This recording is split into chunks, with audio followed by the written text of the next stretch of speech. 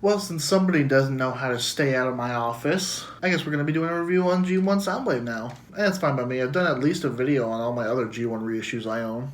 So how about it, Soundboy? Why don't we take a spin? So this is the Walmart G1 Reissue Soundwave, and my god, he's nice. I always thought that one of the best G1 figures to have would definitely be Soundwave, just because he's really iconic. And having him in my possession, I realized, yeah, I was right. Honestly, this figure is just so nice. So having a look at his cassette mode first, you can see that there's not a whole lot going on to it. It's really just a brick that's almost all the way smooth all the way around. The buttons up front here don't push, but you can at least pretend. There's a thing on the side here for volume, and a slider here on the side for power. Come around here to the back, you can see there's a little clip, so that way you can clip it onto your belt, so that way you can do a bit of a Star-Lord cosplay. Why the hell not cross franchises? Two of my favorites, to be exact. There's also a button up here, and you all know what it does. You push it down, you get the opening tape deck. And as you can see, there's a little tape inside.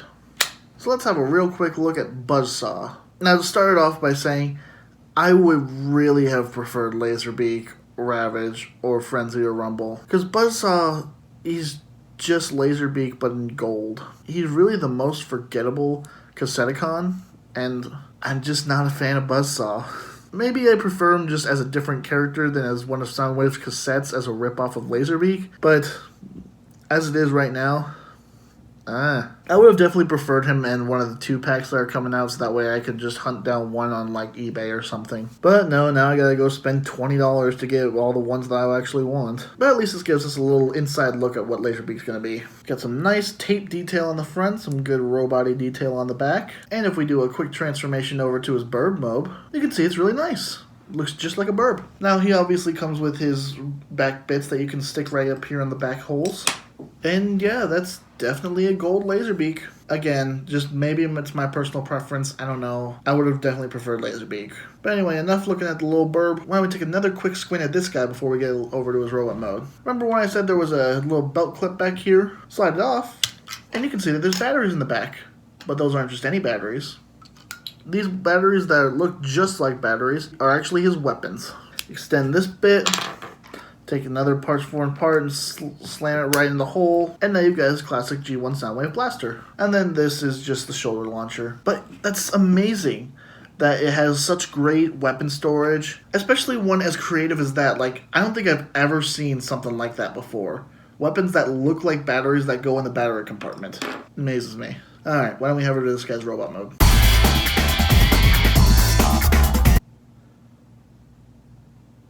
Oh, right, I'm supposed to say something. Look at this robot mode, guys. The transformation is fun, and honestly, just everything about him is just iconic. Slap the shoulder launcher on there, slap the gun right there in his hand, and it's just a complete Soundwave. There's not a whole lot more I can really say about it. It's Soundwave, and it's perfect. Granted, he had red eyes in the show, but I don't really care that much. It's still just incredible to have a G1 Soundwave in my hands right now. And knowing the fact that I'll probably be picking up the cassette bots that go with him to make it the full team, I'm so incredibly ecstatic. For now, we've got a little Buzzsaw that you can perch on his hand like that, and yeah, still wish it was Laserbeak, but can't deny how good that looks. But yeah, guys, just these G1 reissues never cease to amaze me, especially with the fact that they keep including some die-cast parts with some of their figures. Like G1 Optimus has his chest and feet. Soundwave here has metal feet down here. They're nice and cool to the touch, and it makes him feel a little bit heavier than he would. I can honestly say that the only complaint that I have, besides being Buzzsaw instead of one of the other cassettes, some of the stickers don't like to hold on very well. That's it. And really, that's not a huge issue. He and the Siege Boy are going to get along just fine, I think. It's G1 Soundwave. It's Soundwave in his purest form, and I could not be any happier. So, I got him. Thanks to my lovely fiance, Kat, I no longer just have one cassette, not two, not three, not four, but 5. 5 little men and animals ripe for shoving inside a small man. That sounded weird. But we'll move on together as a family. So why don't we start off with Laserbeak.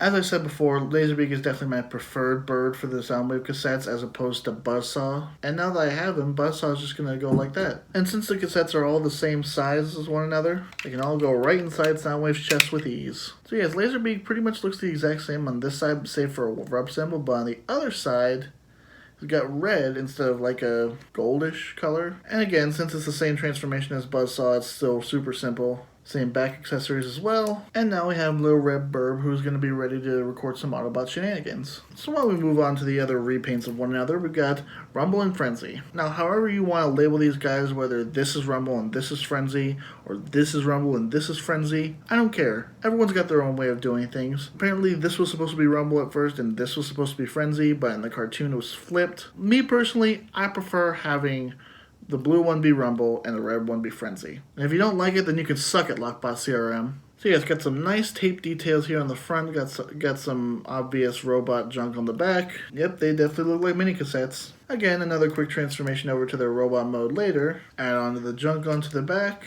And then here we've got Rumble and Frenzy. And yeah, they look really good. I would have loved to see some red paint there on their eyes, but you know, it's whatever. They already did so much already, I can't really ask for too much more. Plus, if I really wanted to, I could do it myself, but it's like, I don't know if I want to sully the G1 aesthetics. I mean, I will for exclusives, but that's a whole different story.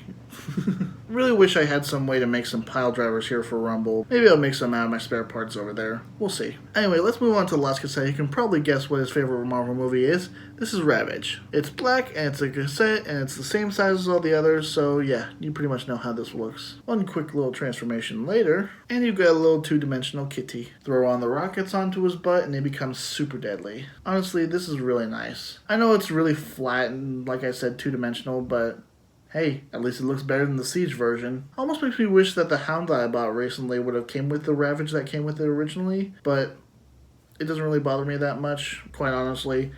This Ravage is good. It goes with the same aesthetic as the others. So that'd be Soundwave and his whole little team of cassettes. I'm honestly very lucky and very thankful that I'm able to do this. So Kat, I know you're watching this. I love you with all my heart, and thank you so much for getting me these. I really appreciate you. So that's been another video from me, guys. Thank you all very much for watching. I've been 01 Transfer and the number one. I'll talk to you all next time. Have a great day, guys.